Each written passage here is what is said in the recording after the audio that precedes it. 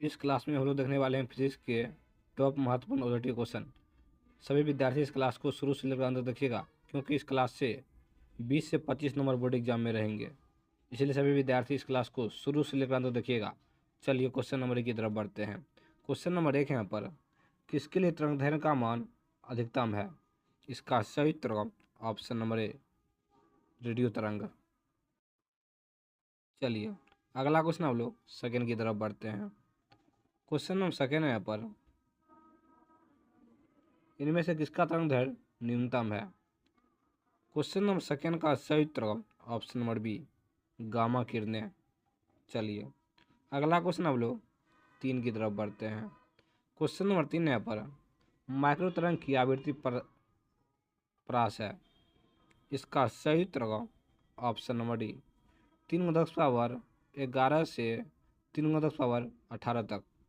चलिए अगला क्वेश्चन हम लोग 4 की तरफ बढ़ते हैं। अगला क्वेश्चन 4 है यहाँ पर, विद्युत चुंबकत्व के नियमानुसार प्रकाश की निर्वात में चाल सभी जड़त्वीय निर्देशांतरों में होता है। इसका सही उत्तर ऑप्शन नंबर ए, समान होता है। चलिए अगला क्वेश्चन हम लोग 5 की तरफ बढ़ते हैं। क्वेश्चन नंबर 5 में यहाँ पर, मैक्सवेल समीकरण 4 नियमों को निरूपित करता है। इनमें मैक्सवेल एम्पियर नियम संबंधित करता है। क्वेश्चन नंबर 5 का सही उत्तर ऑप्शन नंबर ए, चुंबकीय फ्लक्स परिवर्तन की दर को कुल धारा से। ऑप्शन नंबर ए इसका सही उत्तर होगा। चलिए अगला क्वेश्चन हम लोग 6 की तरफ बढ़ते हैं। क्वेश्चन 6 पर, विस्थापन धारा का मात्रक है। क्वेश्चन नंबर 6 का सही उत्तर होगा option number B, option number A ampere. चलिए अगला क्वेश्चन हम लोग 7 की तरफ बढ़ते हैं।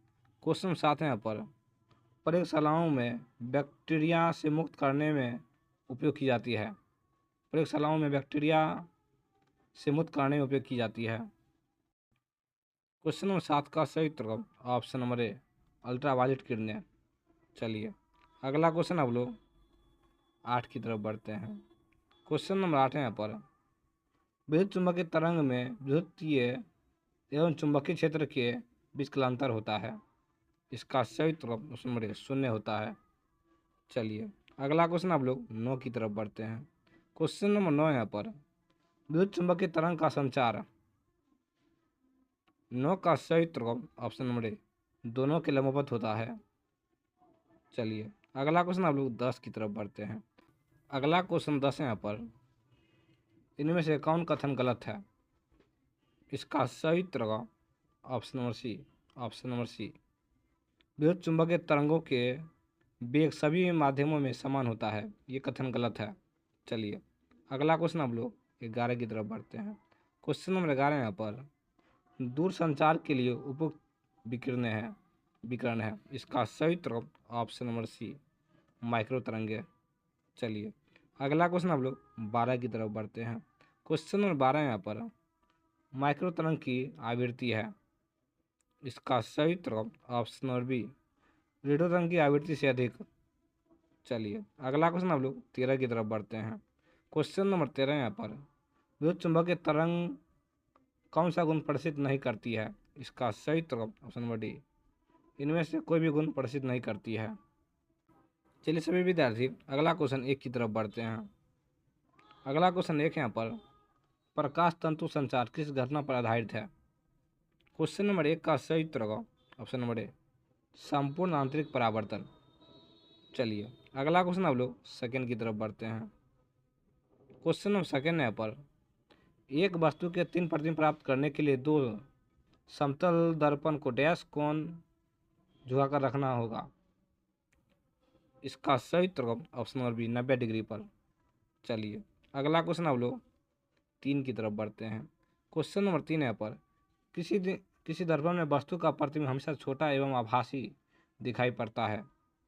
उत्तल दर्पण में, ऑप्शन नंबर बी, उत्तल दर्पण में। चलिए अगला क्वेश्चन आप लोग 4 की तरफ बढ़ते हैं। क्वेश्चन नंबर 4 यहाँ पर, तरंगदैर्घ्य के बढ़ने के साथ अपवर्तनांक का मान। इसका सही उत्तर ऑप्शन नंबर ए, घटता है। चलिए अगला क्वेश्चन आप लोग 5 की तरफ बढ़ते हैं।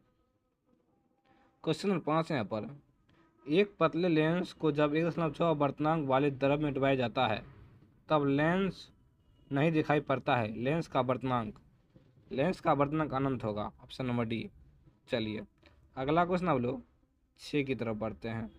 क्वेश्चन नंबर 6 यहाँ पर दो समतल दर्पण के बीच एक वस्तु को रखा गया है। यदि दर्पणों के बीच का कोण 60 डिग्री हो तो महत्तम प्रतिबिंब की संख्या होगी। इसका सही उत्तर ऑप्शन सी, प्रतिबिंब की संख्या 5 होगी। चलिए अगला क्वेश्चन आप लोग 7 की तरफ बढ़ते हैं। क्वेश्चन नंबर 7 है यहाँ पर इनमें से किस जोड़े के लिए क्रांति कोण न्यूनतम होता है। 7 का सही उत्तर ऑप्शन सी, कांच से हवा के लिए। चलिए अगला क्वेश्चन आप लोग 8 की तरफ बढ़ते हैं। क्वेश्चन नंबर 8 है यहाँ पर प्रकाश हवा से कब में प्रवेश करती है। इसका तरंगदैर्घ्य। इसका सही उत्तर ऑप्शन नंबर बी, घटता है। चलिए अगला क्वेश्चन आप लोग 9 की तरफ बढ़ते हैं। क्वेश्चन नंबर 9 यहाँ पर एक गोली दर्पण को पानी में डुबा दिया जाता है। इसका फोकस दूरी अचर रहेगा। ऑप्शन नंबर सी, अचर रहेगी। चलिए अगला क्वेश्चन आप लोग 10 की तरफ बढ़ते हैं। क्वेश्चन नंबर 10 यहाँ पर किस रंग का तरंगदैर्घ्य सबसे कम होता है। बैगनी का तरंगदैर्घ्य सबसे कम होता है। Option number D. चलिए अगला क्वेश्चन आप लोग 11 की तरफ बढ़ते हैं। क्वेश्चन नंबर 11 यहाँ पर कांच के लिए किस रंग का आवर्तनांक अधिक होता है। 11 का सही उत्तर ऑप्शन नंबर डी, बैगनी रंग के लिए। चलिए अगला क्वेश्चन आप लोग 12 की तरफ बढ़ते हैं। क्वेश्चन नंबर 12 यहाँ पर किस रंग का तरंगदैर्घ्य सबसे अधिक होता है। 12 का सही उत्तर ऑप्शन नंबर ए, लाल रंग के लिए। चलिए अगला क्वेश्चन आप लोग 13 की तरफ बढ़ते हैं। क्वेश्चन 13 यहाँ पर म्यू अवर्तनांक वाले पतले प्रिज्म का न्यूनतम विचलन कौन होता है। इसका सही उत्तर option number B, μ-1 × a। Option number B इसका सही उत्तर होगा। चलिए अगला क्वेश्चन आप लोग 14 की तरफ बढ़ते हैं। क्वेश्चन नंबर 14 यहाँ पर प्रिज्म से होकर गुजरने वाले श्वेत प्रकाश का न्यूनतम विचलन अवयव होता है। न्यूनतम विचलन लाल में होता है। ऑप्शन नंबर ए इसका सही उत्तर होगा। चलिए अगला क्वेश्चन आप लोग 15 की तरफ बढ़ते हैं। क्वेश्चन नंबर 15 यहाँ पर एक उत्तल लेंस आवर्तनांक 1.5 को पानी आवर्तनांक में 1.33 में डिवाइड जाता है तो उसका सामर्थ्य। इसका सही उत्तर ऑप्शन नंबर बी, घट जाता है। चलिए अगला क्वेश्चन हम लोग 16 की तरफ बढ़ते हैं। क्वेश्चन नंबर 16 यहाँ पर तरंगदैर्घ्य का मान बढ़ने से आवर्तनांक का मान घटता है। चलिए अगला क्वेश्चन हम लोग 17 की तरफ बढ़ते हैं। क्वेश्चन नंबर 17 यहाँ पर प्रकाश की किरण विचलित नहीं होती है। इसका सही उत्तर ऑप्शन नंबर डी, आयताकार पट्टिका को समांतर सतहों पर अपवर्तित होकर निकलने में परिवर्तित नहीं होती है। ऑप्शन नंबर डी इसका सही उत्तर होगा। चलिए अगला क्वेश्चन आप लोग 18 की तरफ बढ़ते हैं। क्वेश्चन नंबर 18 यहाँ पर लेंस की शक्ति का मात्रक है। 18 का सही उत्तर ऑप्शन नंबर सी, डायोप्टर। चलिए अगला क्वेश्चन आप लोग 19 की तरफ बढ़ते हैं। क्वेश्चन नंबर 19 यहाँ पर 10 सेमी फोकस दूरी के उत्तल लेंस की क्षमता होती है। उत्तल लेंस की क्षमता +10 डायोप्टर होता है। Option number B.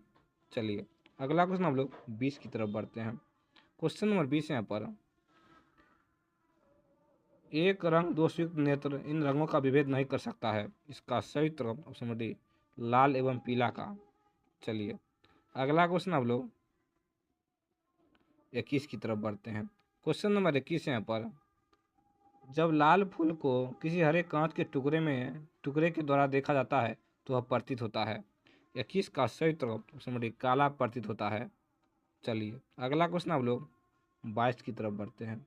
Question number 22 यहाँ पर यदि किसी वस्तु तथा उत्तल लेंस से बने प्रतिबिंब के बीच की दूरी 4f हो तो प्रतिबिंब का आवर्धन 1 के बराबर होगा। Option number B. चलिए अगला क्वेश्चन आप लोग 23 की तरफ बढ़ते हैं। क्वेश्चन नंबर 23 यहाँ पर एक द्वि उत्तल लेंस आभासी प्रतिबिंब बना सकता है यदि वस्तु इच्छित है।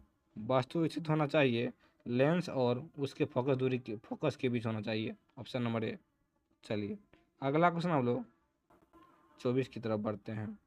क्वेश्चन नंबर 24 यहाँ पर एक समांतर किरणों का एक पुंज किसी समतल पतले लेंस के समतल सतह पर गिरता है। और f सेंटीमीटर की दूरी फोकस दूरी होती है। यदि लेंस को उलट दिया जाता है तो फोकस दूरी, लेंस को उलट दिया जाता है तो फोकस दूरी वही रहेगा। ऑप्शन नंबर सी वही रह जाएगी, ऑप्शन नंबर सी। चलिए अगला क्वेश्चन आप लोग 25 की तरफ बढ़ते हैं। क्वेश्चन 25 यहाँ पर, जब आप फोकस दूरी वाले उत्तल लेंस को पानी में डुबाया जाता है तो लेंस की फोकस दूरी 4f के बराबर हो जाता है। ऑप्शन नंबर डी 4f के बराबर। चलिए अगला क्वेश्चन आप लोग 26 की तरफ बढ़ते हैं। क्वेश्चन 26 यहाँ पर, एक लेंस म्यू बराबर 1.5 की फोकस दूरी हवा में 20 सेंटीमीटर है। फोकस दूरी हवा में 20 सेंटीमीटर है। उस लेंस की फोकस दूरी 1.5 अपवर्तनांक वाले माध्यम में 1.5 माध्यम में इसका सही तरफ ऑप्शन नंबर डी अनंत होगी, अनंत होगी। चलिए अगला क्वेश्चन 27 की तरफ बढ़ते हैं। क्वेश्चन नंबर 27 यहाँ पर, कांच के अवतल लेंस को जब पानी में रह जाता है तब यह हो जाता है। इसका सही तो ऑप्शन सी कम अपसारी हो जाता है। चलिए अगला क्वेश्चन आप लोग 28 की तरफ बढ़ते हैं। क्वेश्चन नंबर 28 यहाँ पर, यदि किसी लेंस की फोकस मीटर हो और इसकी क्षमता का मान होगा, इसका सही तरफ ऑप्शन बी 1/f डायोप्टर होगा। यदि मीटर में होगा तो 1/f डायोप्टर। चलिए अगला क्वेश्चन आप लोग 29 की तरफ बढ़ते हैं। क्वेश्चन नंबर 29 यहाँ पर, यदि किसी लेंस की फोकस दूरी 20 सेमी हो तो इसकी आवर्धन क्षमता 20 होगा तो 5 डायोप्टर इसका सही उत्तर होगा, ऑप्शन नंबर ए। चलिए अगला क्वेश्चन आप लोग 30 की तरफ बढ़ते हैं। क्वेश्चन नंबर 30 यहाँ पर, यदि लेंस की क्षमता +1 डायोप्टर हो तो उसकी फोकस दूरी होगी। इसका सही उत्तर 1 डायोप्टर में 1 मीटर होता है, ऑप्शन नंबर ए। चलिए अगला क्वेश्चन आप लोग 31 की तरफ बढ़ते हैं। क्वेश्चन नंबर 31 यहाँ पर, एक समान फोकस दूरी के दो आभासी लेंस एक दूसरे के संपर्क में रखे हैं तब संयोजन की फोकस दूरी होगी। इसका सही उत्तर f/2 इसका सही उत्तर होगा। चलिए अगला क्वेश्चन आप लोग 32 की तरफ बढ़ते हैं। दो उत्तल लेंस एक दूसरे के संपर्क में है तो समतुल्य लेंस उत्तल ही होगा, ऑप्शन नंबर ए उत्तल ही होगा इसका सही उत्तर होगा। चलिए अगला क्वेश्चन आप लोग 33 की तरफ बढ़ते हैं। ऑप्टिकल फाइबर किस सिद्धांत पर काम करता है? इसका सही उत्तर ऑप्शन डी पूर्ण आंतरिक परावर्तन पर काम करता है ऑप्टिकल फाइबर। चलिए अगला क्वेश्चन आप लोग 34 की तरफ बढ़ते हैं। अगला क्वेश्चन 34 यहाँ पर, सूक्ष्मदर्शी एवं दूरदर्शक दोनों में से किसके लेंसों की फोकस दूरियां में अधिक अंतर होगा? इसका सही उत्तर नंबर ए दूरदर्शक में अधिक अंतर होगा। चलिए अगला क्वेश्चन आप लोग 35 की तरफ बढ़ते हैं। एक सूक्ष्मदर्शी की अभिदर्शक लेंस से बना प्रतिबिंब, इसका सही उत्तर इसका सही उत्तर वास्तविक और बड़ा होगा, वास्तविक और बड़ा इसका प्रतिबिंब बनेगा। चलिए अगला क्वेश्चन आप लोग 36 की तरफ बढ़ते हैं। क्वेश्चन 36 यहाँ पर, एक लेंस को ऐसे द्रव्य में डुबाया जाता है जिसका अपवर्तनांक लेंस के पदार्थ के अपवर्तनांक के बराबर हो तो लेंस की फोकस दूरी अनंत होगी, लेंस की फोकस दूरी अनंत होगी। यदि दोनों का अपवर्तनांक बराबर होगा तब। चलिए अगला क्वेश्चन आप लोग 37 की तरफ बढ़ते हैं। क्वेश्चन 37 यहाँ पर, दूरदेशी दोष को दूर करने के लिए प्रयुक्त लेंस, दूरदेशी दोष को दूर करने के लिए हमेशा उत्तल लेंस का व्यवहार किया जाता है और निकटदेशी को दूर करने के लिए अवतल लेंस का। चलिए अगला क्वेश्चन आप लोग 38 की तरफ बढ़ते हैं। क्वेश्चन नंबर 38 यहाँ पर, किसी प्रिज्म पर एक वर्णित प्रकाश के आपतित होने पर निम्न में से कौन सी घटना होती है? इसका सही उत्तर ऑप्शन बी विचलन होती है। चलिए अगला क्वेश्चन आप लोग 39 की तरफ बढ़ते हैं। क्वेश्चन 39 यहाँ पर, मानव नेत्र का विभेदन क्षमता मिनट में होता है। इसका सही उत्तर ऑप्शन बी 1 होता है।